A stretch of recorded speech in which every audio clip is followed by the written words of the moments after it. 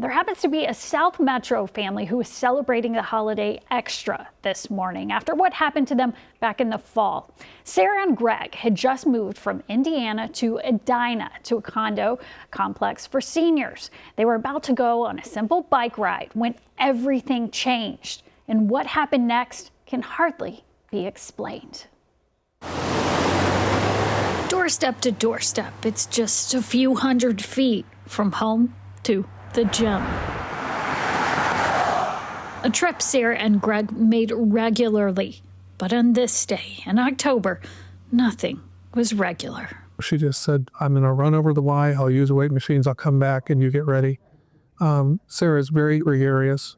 She's never met somebody that isn't a friend. So I got ready, changed clothes and got ready for biking and waited and waited and waited, and she didn't come. I wasn't concerned because I typically figured she just met 5 new friends at the Y. But instead of enjoying herself, his beloved wife was in anguish.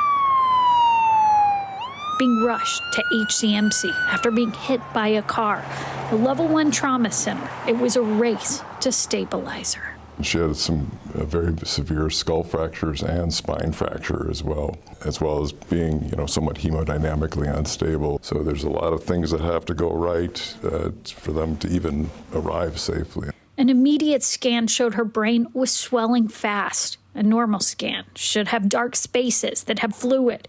Hers shows it was fully swollen.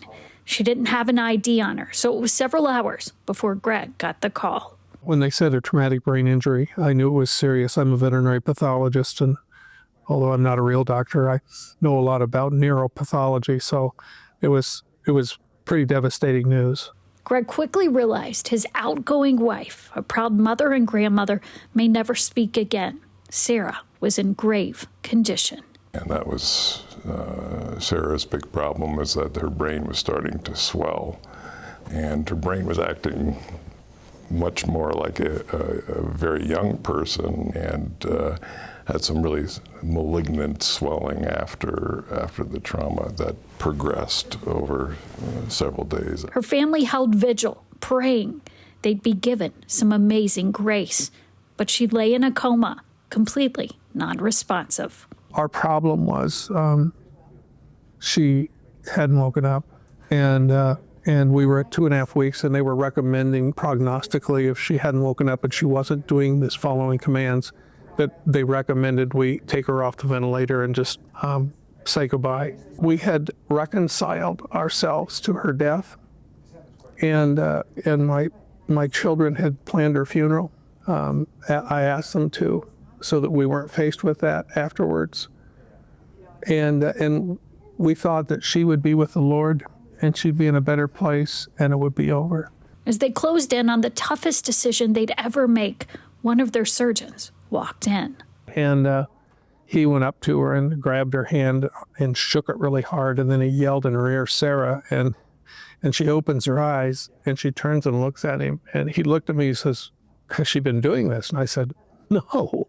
He looked over at me, and he literally started kind of dancing in his clogs, and he goes, "This is amazing. This is almost like a miracle." Well, he goes, says, "I've been doing this for a lot of years." And he says, I just could have never thought this could happen. And then he looked at me and says, "Greg, this changes everything. This changes everything." And did it ever? 47, 84. 7 months of procedures and therapy later, Sarah is thriving. 44. Good job. I feel like it's a miracle that I lived. But I know if I would have died, I would have gone to be with Jesus. I'm thankful I lived, and I get to live longer. But I'm just very grateful. Her family, they just felt like it was a miracle. How does that land with you hearing that? I'm happy to hear, and I would concur. It's really wonderful to see that outcome here. And it represents a lot of hard work on her part as well. So I'm gonna have you look at this picture. I just want you to memorize all 20 pictures of it. And Sarah is committed to keep working hard. She's making a comeback, and so is her memory. We were going to a small Presbyterian church in Ames, where Iowa State is, and it was there that we met. He had asked me out I said I needed to go study at the library, and would he like to meet me there? The truth is we didn't study. We talked the entire time. And now there are many conversations ahead. Do you feel that, like, okay, I'm supposed to be here? Absolutely. And when people say, you're a miracle, I say, oh, we have a miracle God, miracle working God, and he has done a miracle through the medical team at this hospital. But I'm not the miracle. God is the miracle and the people that did it. Now, Sarah keeps making leaps and bounds. She easily passed her test to get her driver's license back. She told me, Susan-Elizabeth, the cliche is true. Life can change in an instant. And as you just saw, she is leaning in to gratefulness.